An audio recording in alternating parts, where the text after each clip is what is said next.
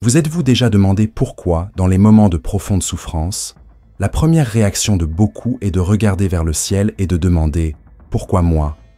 Avez-vous remarqué que, face à une perte, une maladie ou une déception, il est courant de croire qu'il s'agit d'une punition, d'une épreuve, voire d'un châtiment envoyé par quelque chose de plus grand? Et, plus encore, combien de fois êtes-vous tombé dans le piège de penser que si vous aviez prié davantage, si vous aviez agi différemment, la vie aurait peut-être été plus facile? C'est là que la philosophie de Spinoza intervient comme une véritable avancée, non seulement intellectuelle, mais existentielle, car elle s'attaque à la racine de cette interprétation, qui transforme la souffrance en culpabilité et la projette sous un jour totalement nouveau, libérateur, voire guérisseur.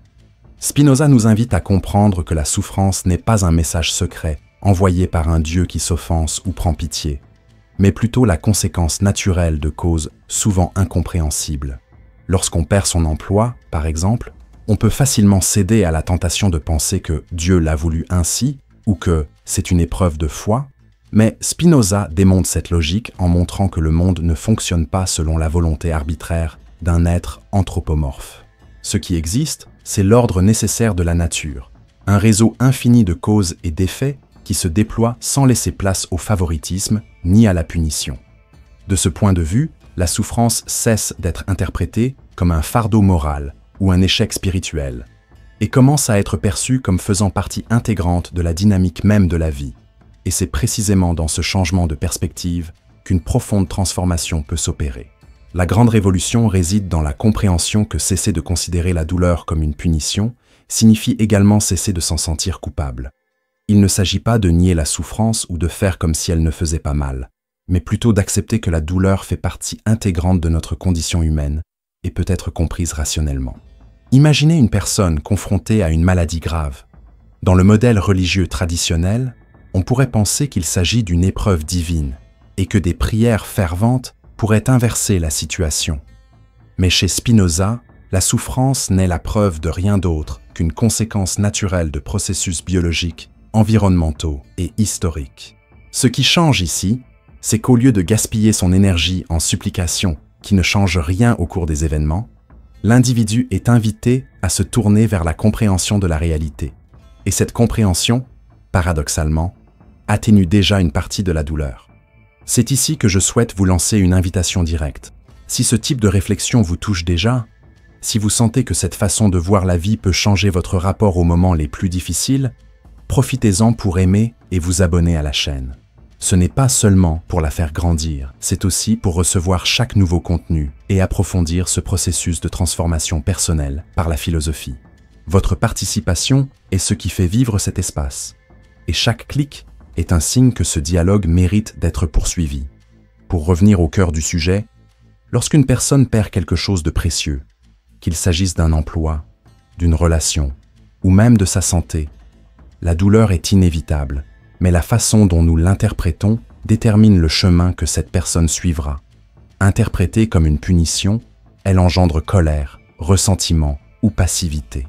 Mais comprise comme l'expression de causes nécessaires, elle ouvre la possibilité d'apprendre, de se renforcer et de renouer avec la vie autrement.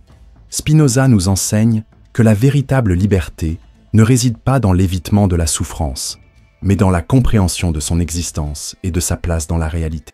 Cette perspective nous fait passer de la position enfantine de la demande de grâce à une puissance invisible, à la maturité de celui qui affronte la vie de front, avec sérénité et lucidité. Cette transformation peut paraître subtile, mais elle est radicale. Pensez à son impact sur votre vie pratique.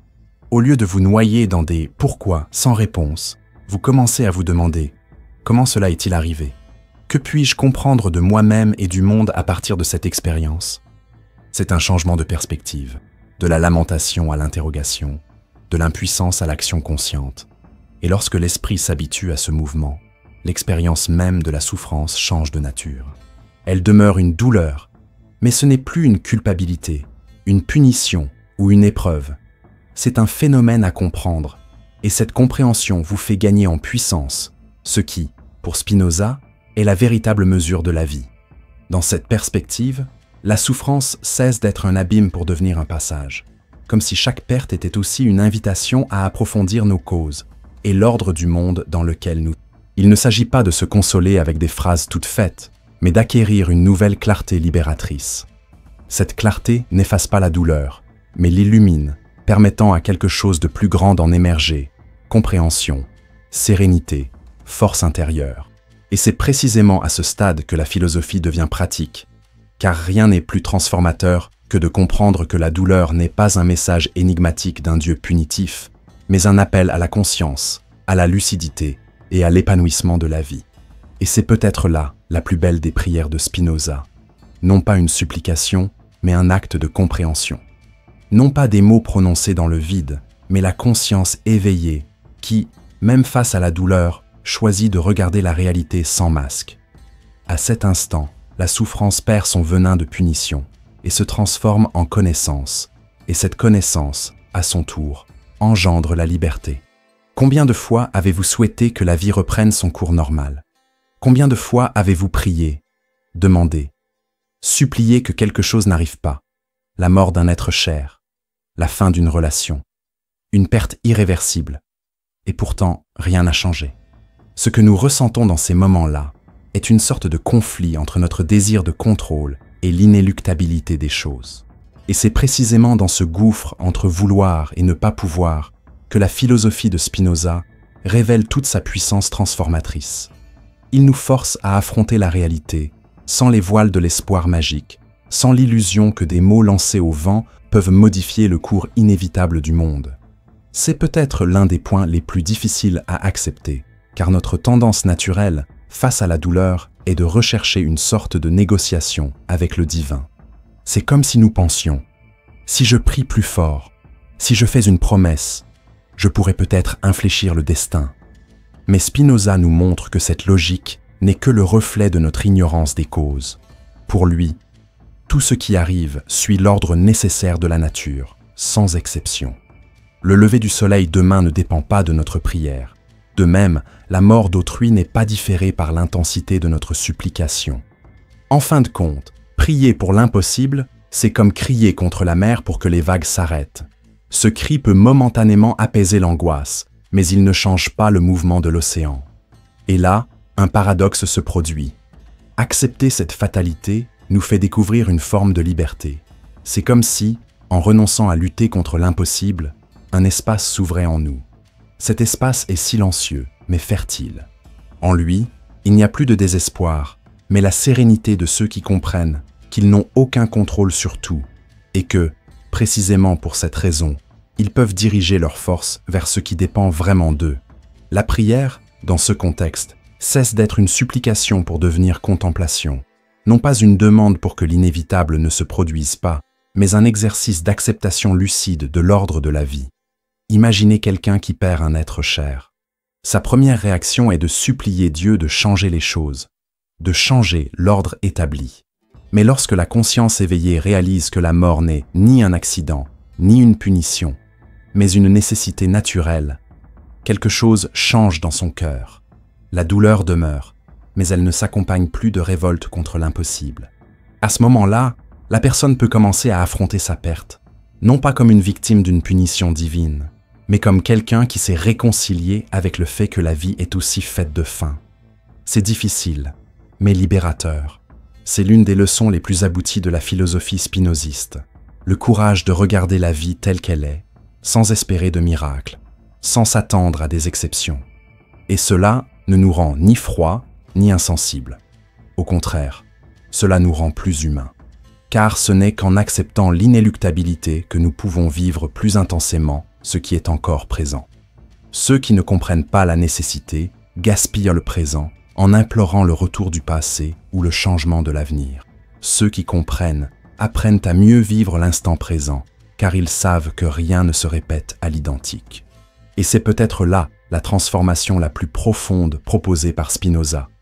Troquer la supplication contre le silence actif de la compréhension. Il ne s'agit pas d'une résignation passive, mais d'un geste de réconciliation avec l'ordre du monde. C'est le moment où l'on comprend que demander l'impossible n'est pas de la dévotion, mais simplement une résistance puérile. La véritable dévotion consiste à reconnaître que la vie obéit à sa propre nécessité, et que notre rôle n'est pas de la plier, mais d'apprendre à danser avec elle. Remarquez comment cela transforme notre rapport à la spiritualité. Au lieu de gaspiller notre énergie en promesses, en jeûnes ou en supplications pour empêcher l'inévitable, nous commençons à porter notre attention sur ce qui compte vraiment. Notre façon de vivre, la clarté de nos pensées, l'intensité de notre amour. La prière cesse d'être un acte verbal pour devenir une attitude face à la réalité. C'est à ce moment que la maturité spirituelle se révèle. Non plus comme une dépendance au miracle, mais comme une acceptation lucide et aimante de ce qu'est la vie. Et là, une question cruciale se pose. Que se passerait-il si, au lieu de demander que la douleur ne vienne pas, nous apprenions à nous préparer à l'affronter avec lucidité? Peut-être, à ce stade, la philosophie de Spinoza nous demande-t-elle quelque chose de plus grand encore que la force. Elle nous demande une honnêteté radicale. Elle nous invite à abandonner l'illusion confortable de la supplication et à embrasser la sérénité difficile mais libératrice de l'acceptation. Avez-vous déjà ressenti de la colère et demandé immédiatement à Dieu de vous en débarrasser? Avez-vous déjà été submergé par la jalousie, la peur ou l'envie, souhaitant qu'une puissance supérieure les éteigne comme une flamme? C'est un scénario courant.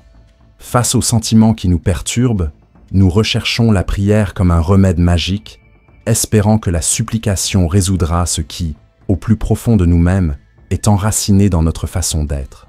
Mais Spinoza, avec la clarté percutante de sa philosophie, nous rappelle qu'il est impossible de demander la libération des sentiments sans en comprendre les causes.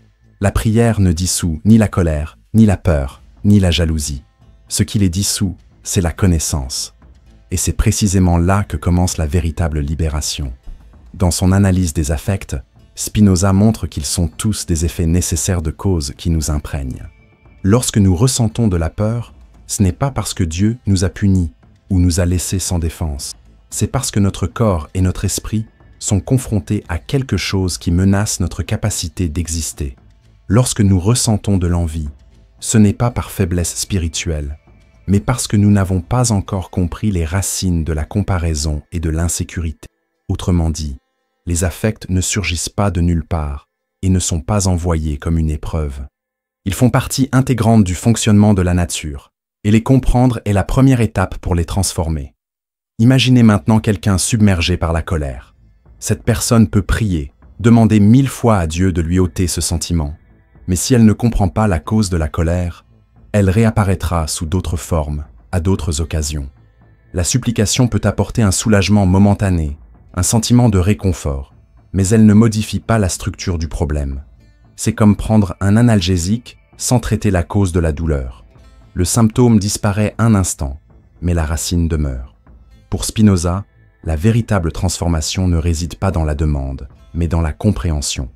Comprendre les causes qui nous animent, comprendre les mécanismes de l'esprit, comprendre comment chaque affect naît et se nourrit. Et cette compréhension a un effet libérateur. Lorsque vous comprenez pourquoi vous ressentez de la jalousie, vous n'en êtes plus esclave. Elle peut même surgir, mais vous n'êtes plus entraîné par la même force, car la clarté est là. Lorsque vous comprenez les causes de votre colère, vous réalisez qu'elle provient souvent d'interprétations déformées de la réalité, d'attentes insatisfaites et de faiblesses intérieures. À ce moment-là, la colère cesse d'être un monstre incontrôlable pour devenir un phénomène que vous pouvez observer, analyser et même transformer. C'est là que Spinoza révèle toute sa profondeur. Il ne promet pas d'éliminer les affects, mais plutôt de nous apprendre à les gérer rationnellement, jusqu'à ce qu'ils cessent d'être des tyrans et commencent à être compris comme faisant partie intégrante du cours de la vie. Et pensez à l'impact que cela a sur la vie pratique. Combien de relations sont détruites parce que les personnes impliquées restent prisonnières de sentiments jamais remis en question? Combien de personnes passent des années à supplier dans la prière de cesser de ressentir de la haine ou de la souffrance, alors qu'elles pourraient utiliser ce temps pour en explorer les causes et se libérer par la compréhension? Prier, dans ces cas-là, c'est comme essayer de retenir de l'eau entre ses mains. Elle s'échappe parce qu'on ne s'attaque pas à la racine. La connaissance, en revanche, c'est comme construire un contenant. Elle façonne, organise, transforme notre façon d'aborder ce qui semblait chaotique. Mais attention, cette libération ne signifie pas devenir froid ou indifférent. Au contraire, elle implique d'apprendre à vivre avec ses émotions avec plus de sagesse. Spinoza ne rêvait pas d'un être humain qui ne ressent rien, mais d'un être humain qui comprend ce qu'il ressent et, précisément pour cette raison, n'est pas asservi. C'est à ce moment-là que la prière, au sens traditionnel du terme, perd sa place et qu'une nouvelle spiritualité émerge, celle de la connaissance de soi. Au lieu de demander la disparition des émotions, on commence à les explorer à la lumière de la raison, les transformant en opportunités de croissance. Et c'est peut-être là l'une des plus grandes audaces de Spinoza, nous demander des comptes. Car demander à Dieu de nous libérer de nos affections est facile. Les affronter, les étudier et en comprendre les causes est difficile. Il est difficile d'accepter qu'aucune main invisible ne puisse nous libérer sans effort. La liberté, ici, s'acquiert en nous plongeant dans la compréhension, en recherchant la clarté, par le courage de ne pas nous cacher derrière la supplication. Et c'est dans cet effort que nous renaissons, moins esclaves et plus maîtres de notre vie. En fin de compte, lorsque Spinoza nous apprend à comprendre les affects, il affirme que chaque émotion, aussi douloureuse soit-elle, est aussi une porte d'entrée vers la connaissance de soi. Colère, peur, jalousie, tristesse, autant d'invitations à regarder en soi et à découvrir notre rapport à l'ordre de la vie. La prière, remplacée par la raison, n'est plus une supplication, mais une contemplation de qui nous sommes. C'est alors que l'esclavage cède la place à la liberté et que la souffrance cesse d'être un fardeau irrationnel pour devenir une opportunité de compréhension. Et là, je voudrais vous demander, que faites-vous de vos affections? Demandez-vous encore leur disparition, comme pour implorer un miracle, ou apprenez-vous déjà à les comprendre, les transformant en maîtres silencieux de votre propre existence? C'est la clé qui ouvre la porte à l'étape suivante de la philosophie de Spinoza, où nous verrons que vivre selon la raison n'est pas de la froideur, mais la forme la plus profonde de la dévotion. Combien de fois vous êtes-vous senti coupable de ne pas avoir suivi un rituel, de ne pas avoir prié à un moment précis, ou de ne pas avoir respecté la discipline religieuse enseignée? Combien de fois avez-vous cru qu'en ne respectant pas une pratique extérieure, vous vous éloignez de Dieu ou vous affaiblissiez spirituellement? Ce sentiment de dette envers le sacré est si répandu que beaucoup le portent toute leur vie, comme si leur lien avec le divin dépendait de gestes formels, de mots, mémorisés ou d'obligations extérieures. Mais chez Spinoza, ce poids de culpabilité perd tout son sens. Pour lui, vivre selon la raison, rechercher la clarté, cultiver la vertu et agir avec cohérence, telle est la véritable forme de dévotion. À ce stade, la rationalité cesse d'être un instrument de calcul froid pour devenir spiritualité incarnée, une sorte de prière silencieuse qui se réalise dans la vie même. Ce changement de perspective est profond car il démantèle l'idée selon laquelle la religiosité requiert des gestes théâtraux ou des règles imposées. Spinoza nous montre que la plus grande forme de culte ne réside pas dans la répétition de formules, mais dans l'alignement de nos vies avec la réalité telle qu'elle est. Choisir de comprendre plutôt que de juger, d'agir avec justice plutôt que de se réfugier derrière des dogmes, de rechercher la clarté plutôt que la superstition, c'est rendre à cet instant le plus grand hommage au divin. Car, pour Spinoza, le divin ne se contente pas de paroles prononcées à genoux, mais de l'expansion du pouvoir d'exister en harmonie avec l'ordre universel. Et voyez comme c'est libérateur. Celui qui vit dans la peur de ne pas avoir accompli ses rituels découvre maintenant que son lien avec le sacré ne dépend pas d'actes extérieurs, mais de la qualité de sa vie intérieure. Il n'est pas nécessaire d'être dans un temple pour être en contact avec Dieu. Il suffit d'être en phase avec la raison, d'agir avec intégrité, de cultiver la vertu comme mode d'être. À cet instant, la raison cesse d'être un antagoniste de la foi et devient sa forme suprême. Il n'y a plus de séparation entre bien vivre et être spirituel. Ils ne font qu'un. Imaginez une scène banale. Quelqu'un est insulté au travail. Sa première réaction serait de rendre l'insulte, mais il prend une grande inspiration, cherche à comprendre la situation et répond calmement. À cet instant, il n'y a pas de rituel, pas de prière à voix haute, mais quelque chose de bien plus grand. Un acte de dévotion silencieuse, car la raison a pris le dessus sur la passion, et l'action a été guidée par la clarté plutôt que par la réactivité. Ce geste apparemment simple est plus religieux, au sens spinoziste du terme, que des heures de prière répétées machinalement. Car là, dans ce choix, la vie s'aligne sur l'ordre rationnel de la nature, Et c'est cela vivre dans la véritable adoration. Et c'est précisément ici que Spinoza rompt avec la superficialité d'une pratique religieuse fondée uniquement sur la forme. Il nous invite à remplacer la culpabilité par le discernement, la peur par la connaissance, la dépendance au rituel par l'autonomie de la raison. La vie cesse d'être un champ d'obligation pour devenir un espace d'expression. Tout acte de lucidité devient une prière, tout choix conscient une forme de culte. En ce sens, la raison est la nouvelle liturgie, et l'éthique le nouveau temple. Mais cette vision exige du courage, car, en éliminant le poids des rituels, Spinoza ôte aussi la béquille de l'obéissance aveugle. Il n'y a plus d'endroit où se cacher. Si la véritable dévotion réside dans notre façon de vivre, alors la responsabilité incombe entièrement à chacun de nous. Nous ne pouvons confier la spiritualité à un prêtre, à un rite ou à une tradition. C'est à nous de nous aligner sur la raison, de vivre avec cohérence. Et ce n'est pas un fardeau pesant, mais une libération. Après tout, lorsque nous comprenons que vivre lucidement est déjà spiritualité, nous cessons de chercher le sacré dans des lieux lointains et découvrons qu'il a toujours été là, dans notre façon de penser, de ressentir et d'agir. Et c'est peut-être là la plus belle leçon.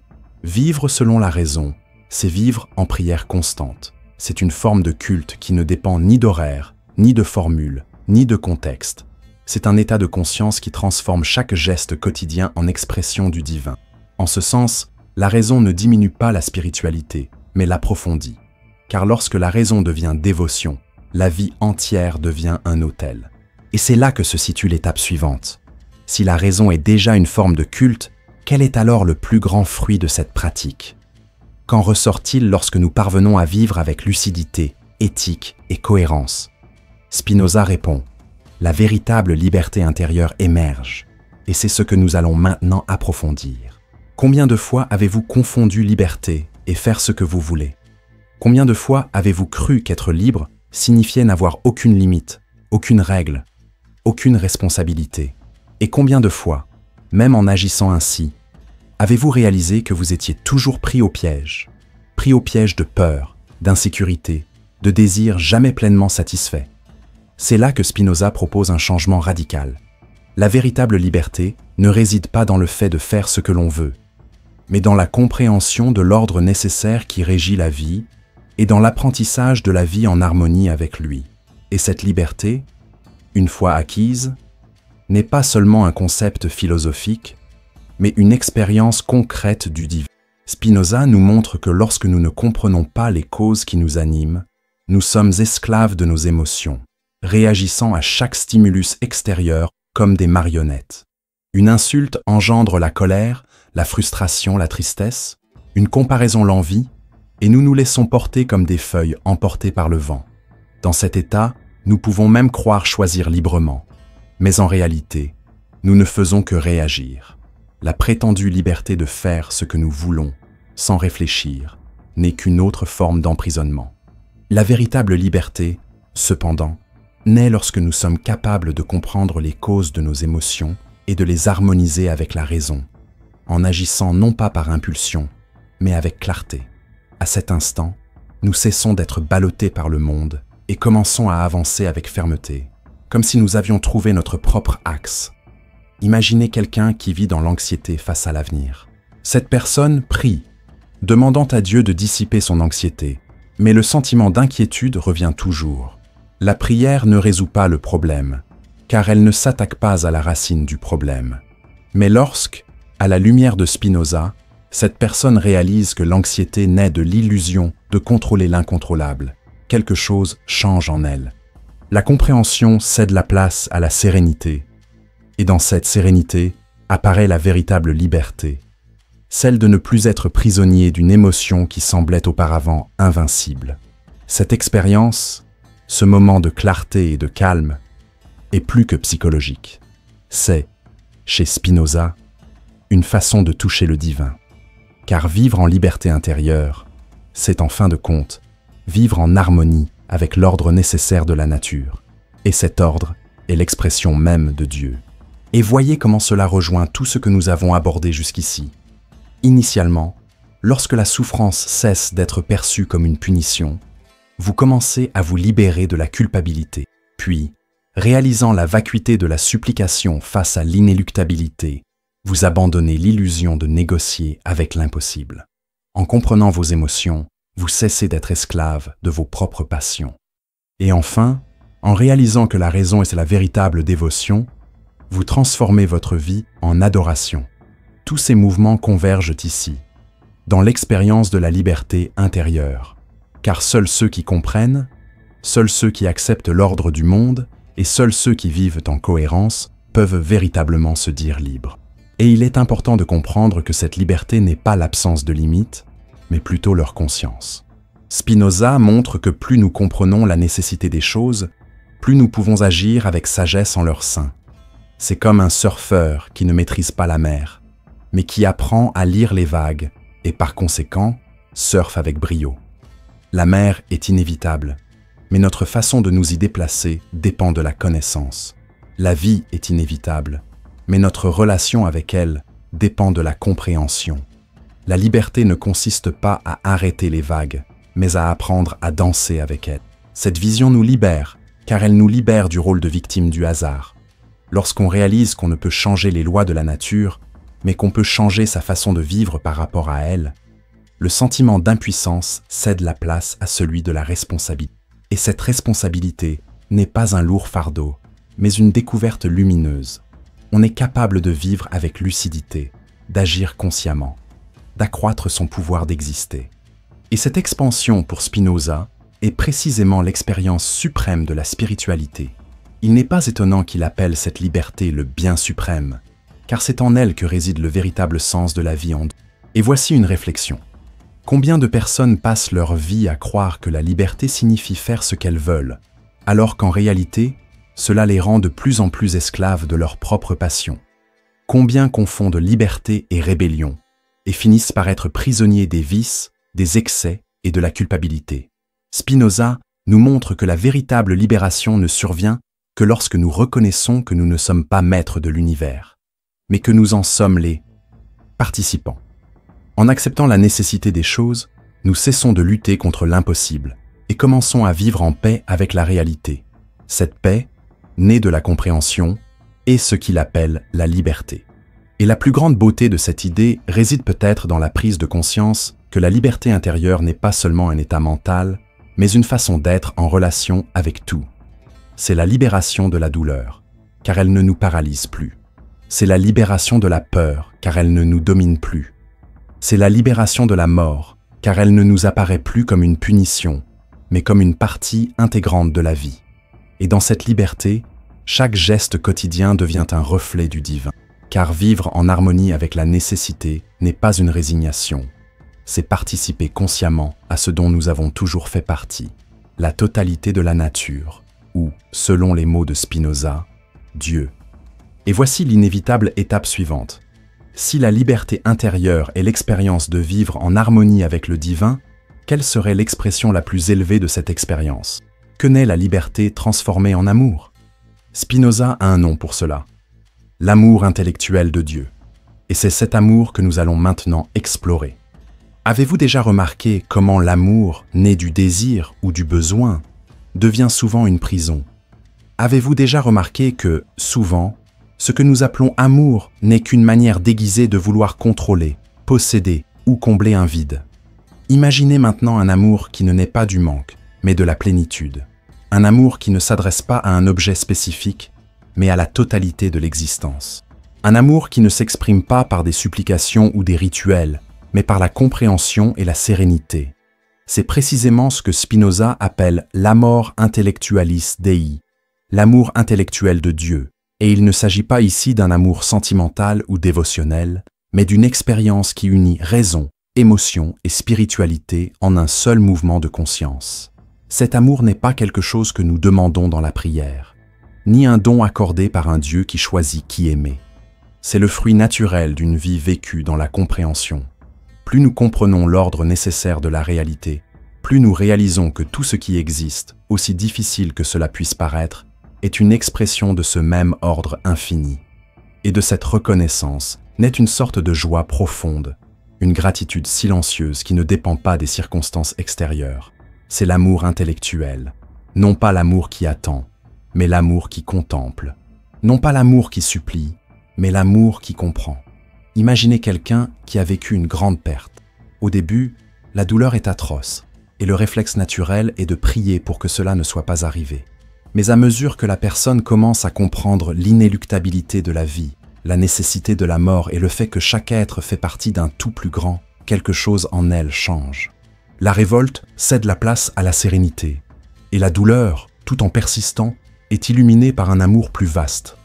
Un amour non pas pour la perte, mais pour la totalité de la vie dont cette perte fait également partie. C'est l'amour intellectuel en action, la capacité d'aimer la totalité, même lorsqu'une partie nous fait souffrir.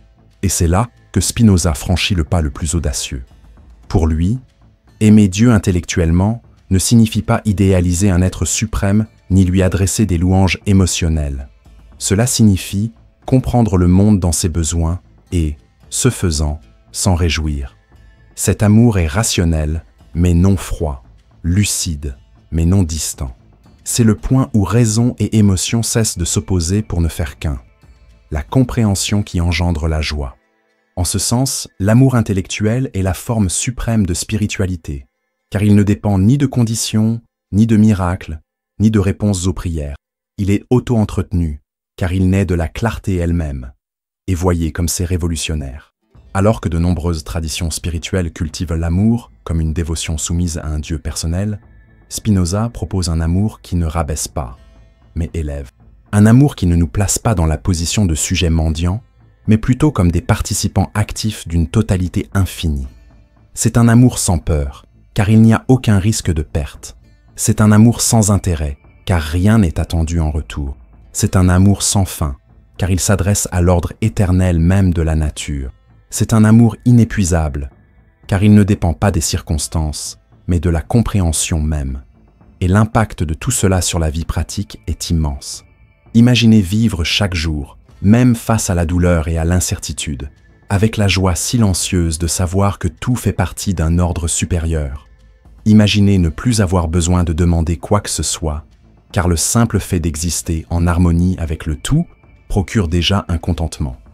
Imaginez ne plus avoir peur de la perte, car rien n'est véritablement perdu dans l'infinité de la nature.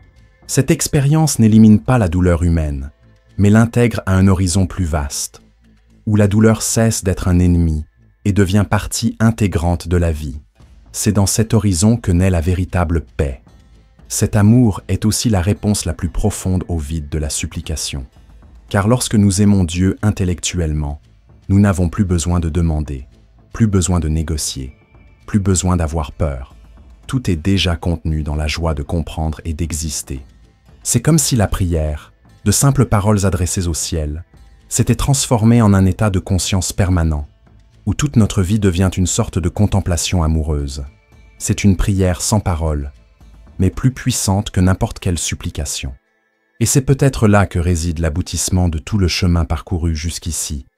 Nous commençons par la souffrance qui cesse d'être une punition, puis nous passons à l'acceptation de l'inéluctabilité, à la libération des affections, à la raison comme dévotion, et à l'accession à la liberté intérieure. Et nous arrivons enfin à ce point où tout se transforme en amour intellectuel.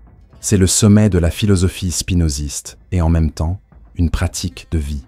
Car au final, cet amour n'est pas seulement une idée, c'est une manière d'être. Et c'est précisément ici que se pose la question finale. Si l'amour intellectuel pour Dieu est le sommet de la vie spirituelle, quel appel cela nous laisse-t-il pour notre vie quotidienne ? Comment pouvons-nous transformer cet état en pratique vivante, en gestes concrets, en une manière d'être au monde ? La réponse se trouve dans l'étape suivante, lorsque nous verrons que notre vie entière peut devenir prière, non pas de parole, mais d'existence. Combien de fois avez-vous rencontré quelqu'un qui, sans prononcer un mot de spiritualité, transmettait une paix profonde par sa simple manière d'être au monde?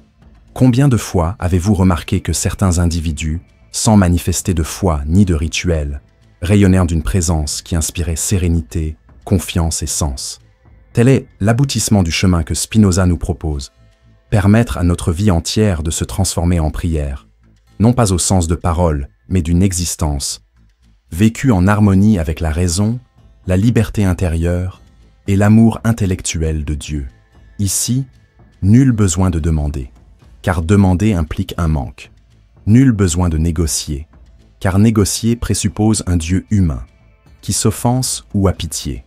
Ce qui existe, c'est la vie comme expression continue de l'ordre divin. Devenir une prière vivante signifie que chaque geste, chaque choix, chaque pensée s'aligne sur la clarté acquise sur le chemin philosophique. Et cela n'exige pas la perfection, mais la conscience. Car même notre façon d'affronter nos échecs peut être une expression de spiritualité, si elle est faite avec compréhension et sérénité. Imaginez quelqu'un qui a vécu toute sa vie prisonnier de la culpabilité, croyant que toute souffrance est une punition. Progressivement, cette personne découvre chez Spinoza qu'il n'y a pas de punition, seulement la nécessité. Elle découvre que supplier pour l'impossible ne change rien, mais que comprendre change tout. Elle découvre qu'elle n'a plus besoin de demander à être libérée des affections, mais peut les étudier, les comprendre et les transformer. Elle découvre que la raison, loin d'être l'ennemi de la foi, est l'autel même. Elle découvre que la liberté n'est pas l'absence de limites, mais l'harmonie avec elle. Et, finalement, elle découvre que tout cela culmine dans un amour qui n'attend rien en retour. À ce stade, cette personne n'a plus besoin de prier avec des mots.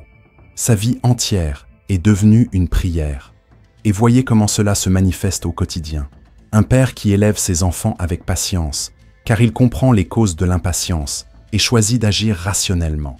Une femme qui pleure sans révolte, car elle accepte l'inéluctabilité de la mort comme faisant partie de l'ordre naturel. Un jeune homme qui, au lieu de se perdre dans la haine ou l'envie, cherche à comprendre ses sentiments et à en tirer des leçons. Ces vies apparemment ordinaires sont l'expression d'une prière vivante, car en elles, la manière même d'exister est déjà une forme d'adoration, plus profonde que toute parole prononcée devant un autre. Voilà la spiritualité mature que Spinoza nous propose. Ne pas s'appuyer sur des formules, mais faire de la vie son propre temple. Ne pas s'appuyer sur des supplications, mais faire de la pensée claire et de l'action juste la véritable liturgie. Ne pas s'appuyer sur des miracles, mais découvrir le plus grand prodige dans la réalité elle-même. C'est une spiritualité qui n'a pas besoin d'être démontrée, car elle se ressent. Ceux qui vivent ainsi n'ont pas besoin de dire « je prie », car toute leur vie est prière. Et c'est peut-être là que réside l'appel le plus transformateur. Cessez de chercher Dieu uniquement dans les moments de désespoir et commencez à le percevoir à chaque instant de l'existence. Chaque geste éthique, chaque choix lucide, chaque acte d'amour est, en soi, un hymne silencieux. C'est comme si Spinoza disait « Ne demandez pas à Dieu de changer le monde. Changez-vous pour vivre en harmonie avec lui. » C'est là le véritable culte, et c'est aussi la plus haute forme de liberté. Et finalement, c'est là le point d'arrivée, et aussi de départ. Car lorsque nous comprenons que la vie peut être une prière continue, nous réalisons que ce chemin est sans fin. Chaque jour devient une occasion d'approfondir la clarté, d'élargir sa liberté, d'aimer plus pleinement. Il n'y a pas d'arrivée définitive, mais un mouvement continu d'existence lucide. Et c'est dans ce mouvement que la philosophie cesse d'être une simple théorie pour devenir une pratique vivante, capable de transformer chaque aspect de notre cheminement. Et donc je vous demande, votre vie, telle que vous la vivez aujourd'hui, est-elle déjà une prière vivante, ou est-elle encore enlisée dans la supplication, attendant qu'un événement extérieur la transforme? C'est peut-être l'invitation la plus audacieuse de Spinoza. Accepter que le divin n'a pas besoin de nos paroles, mais de nos vies. Il n'a pas besoin de nos rituels, mais de notre clarté. Il n'a pas besoin de nos promesses, mais de notre liberté. Et si ce contenu vous a touché, si cette réflexion a trouvé un écho en vous, je vous invite à aimer, à vous abonner à la chaîne et à partager cette vidéo.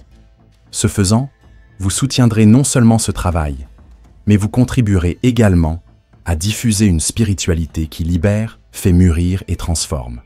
Ensemble, nous pouvons amener davantage de personnes à découvrir qu'il n'est pas nécessaire de demander des miracles à Dieu, car le plus grand miracle est déjà en train de se produire, la possibilité de vivre, ici et maintenant, comme une prière vivante.